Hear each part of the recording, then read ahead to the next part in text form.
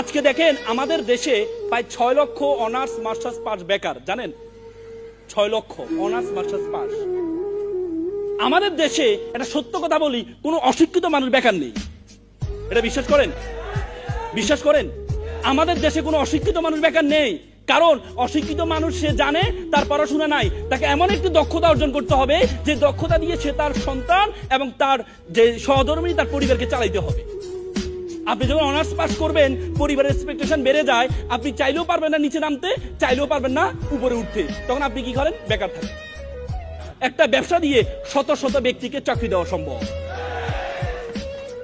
সেজন্য উদ্যোক্তা হন, ব্যবসায়ী হন, ছোট উদ্যোগ, লজ্জা পাবেন না।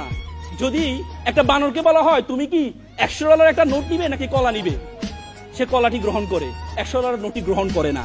অথচ সে জানে না এই $100 দিয়ে শত শত কলা কিনা সম্ভব।